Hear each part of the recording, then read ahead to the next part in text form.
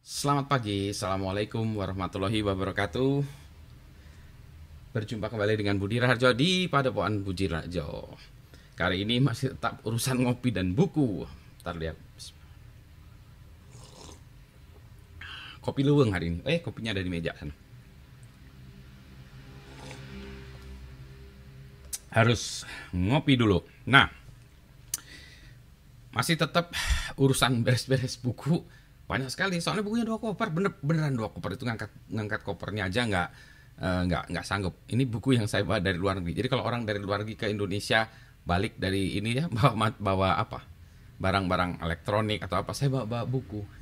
Zaman dulu kalau tahu udah ada internet kayak gini mungkin nggak akan bawa buku, tinggal download PDF-nya aja ya. Tapi ini adalah buku-buku yang klasik. Nah, satu-satu dulu ya. Ini sayang ada covernya. Ini jadi nggak terlalu kelihatan. Computers and the Information Society oleh Richard Rosenberg. Jadi ini adalah buku pelajaran tentang, kalau kita bilang digital literasi ya, Information Society itu apa saja. Ini ketika saya pertama kali datang ke Kanada bersekolah. Jadi kami waktu itu datang masuk dulu kayak ini ya, summer school dulu lah ya, untuk pengenalan situasi kultur, karena ini baru ya dari Indonesia ke luar negeri ya, ke Kanada, terus kita disekolahkan dulu selama summer itu. Nah, diajari di Vancouver, ini di UBC ya, di UBC kami belajar. Ini kuliahnya dari profesornya sendiri, pengarangnya ya, dari profesornya, ini Profesor Rosenberg. Ini dia menceritakan tentang apa information society itu apa gitu ya, karena bidang kami waktu itu macam-macam ya, bukan hanya bidang komputer, ya ada computer science, komputer segala macam, tapi IT related. Nanti berikutnya lagi ada gerombolan baru lagi bidang sipil dan seterusnya. Ini jadi satu buku tentang information society. Nah, di sisi lain ketika saya sudah di Indonesia ngajar tentang ini ya, IT, pengantar teknologi ini kepada mahasiswa ITB, kami bukunya beda karena lebih baru lagi ya. Ini bukunya adalah ini, Tomorrow's Technology and You by Bigman. Ya, jadi ini buku yang kami gunakan untuk mengajar seluruh mahasiswa ITB. Jadi ceritanya di ITB dulu ada kuliah konsep teknologi yang menurut saya bagus ya, ada buku-bukunya juga. Kemudian dia berhenti, kuliah konsep teknologi itu digantikan dengan pengantar teknologi informasi. Sekarang ini juga udah berhenti, digantikan dengan, saya nggak tahu apa lagi, saya udah nggak ngajar kuliah itu lagi. Jadi pengantar teknologi informasi. Dengan kata lain gini, bahwa teknologi informasi itu dibutuhkan sekarang sama seperti matematik ya. Matematik kan kalau ini Mafiki, kalau di ini ya, matematik, fisika, kimia, biologi ya, itu sebagai foundation dari berbagai keilmuan. Nah, ini juga gitu, teknologi informasi menjadi satunya. Jadi orang ada apa, supaya literate terhadap teknologi. Nih ya, ini saya ngajar nih, luar biasa. Tapi problemnya adalah dengan ini tuh adalah dia cepat obsolete ya. Ini bukunya bagus ya, berwarna-warni ya, bagus ya. Tapi cepat obsolete. Jadi misalnya di sini belum ada Twitter gitu aja, Twitter aja bang belum ada, apalagi TikTok nggak ada ya di sini. Media sosial juga terbatas ya. Gitu ya. Tapi ini udah lumayan lah ya. Itu. Nah, kemudian bukunya ada lagi ada yang lebih susah-susah lagi. Ini ada buku Higher Order Logic. Nah, ini and Theorem Proving and its Application. Ini susah lah ya, ini nggak usah lah ya. Ini juga saya ambil hanya satu paper aja dari sini, karena ini susah sekali bacanya. Learning Lisp. Ini buku singkat aja ya. Bahasa pemrograman Functional Language Lisp. Itu saya ada yang Peter Norvig-nya ada gitu ya. Terus ini yang menarik ini, Introduction to Electroacoustic Music. Nah, ini saya senangkan ya, elektronik musik ya. Ini luar biasa bukunya. Nanti saya memang berencana untuk membuat seri tentang musik ya. Musik ini salah satu bukunya. Itu saya ngajakin Iman Fatah untuk membuat teori-teori tentang musik, what is sound, segala macam musik, segala macam. Dulu karena saya ngambil kuliah komputer musik ini. Kalau ini buku karangan kami, pandangan Pak berempat ya, Pak Dimitri Mahayana, Pak Ari AA, Pak Khairul Umah, dan saya sendiri. review dan survei teknologi informasi. Jadi kumpulan buku saya gitu. Nah, sekarang yang menariknya lagi ya. Menariknya, nah ini buku-buku yang menarik. Ini buku klasik. Buku klasik namanya Insanely Great.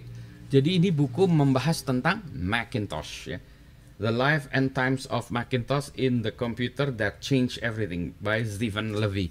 Ini Stephen Levy ini pengarang buku bagus banget. Ada satu lagi bukunya tentang kriptografi ya, kripto nanti saya tunjukkan juga, dibahas juga di sini. Tapi dia tuh jurnalis ya. Ini bukunya mengantarkan, ini buku klasik waktu itu, buku luar biasa ya. Mengantarkan tentang apa sih itu Macintosh ya. Bukunya luar biasa ya. Macintosh. Tapi ini gimana pengembangannya ya. Jadi kalau orang pengen tahu Macintosh dikembangkan seperti apa ya, ada di buku ini ya.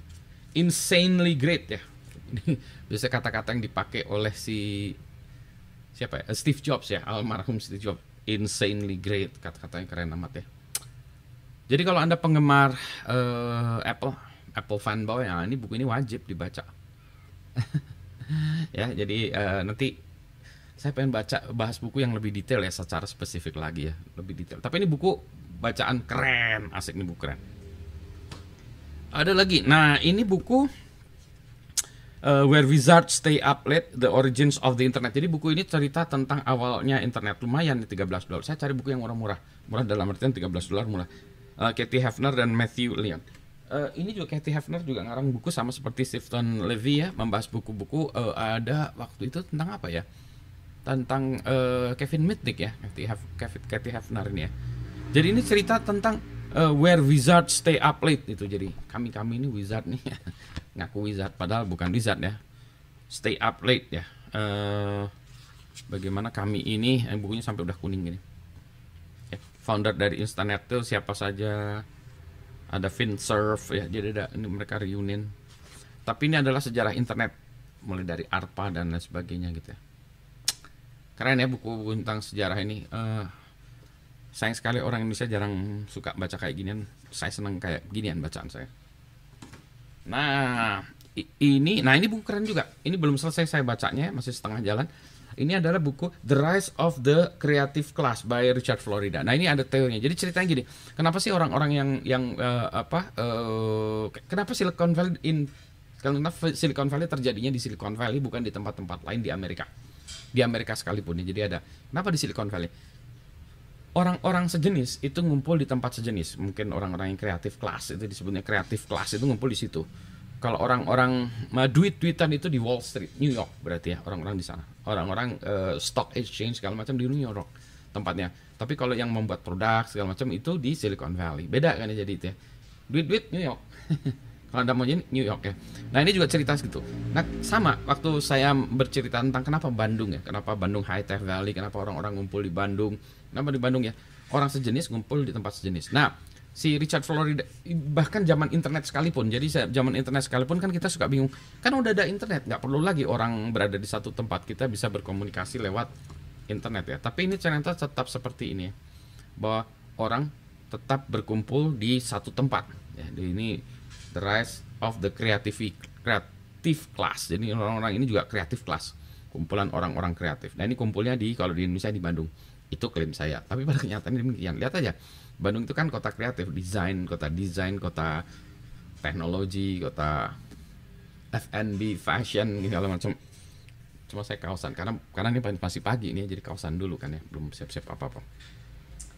Ini juga nanti kapan-kapan saya bahas dalam konteks tentang Bandung High Tech Valley. Nah, yang ini sebetulnya cerita yang keren juga ya. Ini Dealers of Lightning, Xerox PARC and the Dawn of the Computer Age. Ini sebetulnya saya sekarang lagi proses membahas tentang trend sensing. Apa yang terjadi, perusahaan mendeteksi tren segala macam. Ini salah satu contoh yang digunakan itu adalah Xerox. Xerox, kan kenapa Xerox? Xerox adalah perusahaan fotokopi ya. Tapi pada perusahaan fotokopi ini dia punya yang namanya Palo Alto Research Center. PARC itu Palo Alto Research Center. Tempatnya di mana? Di Palo Alto di Silicon Valley. Nah di sana itu mereka mengembangkan teknologi-teknologi hebat. Tapi karena ini perusahaan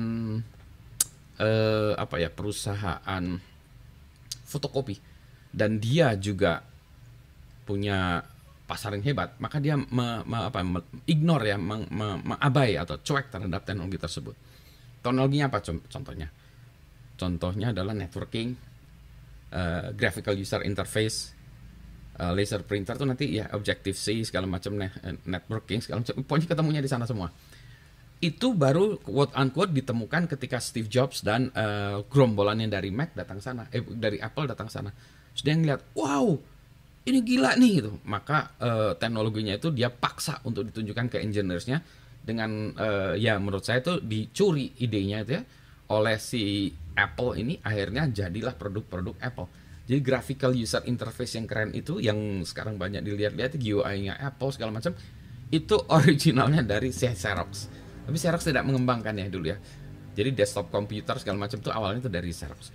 Kemudian yang dilihat juga yang tidak lihat orang banyak itu adalah bahasa pemrograman waktu itu. Kalau orang bilang Smalltalk, Objective-C segala macam itu ini mulainya dari sini ya, Xerox juga. Jadi object oriented programming mulainya dari Xerox. Kemudian networking. Kalau kita bicara karena komputer networking di internet semua macam-macam ya. Tapi networking itu dilakukan oleh si Xerox ini.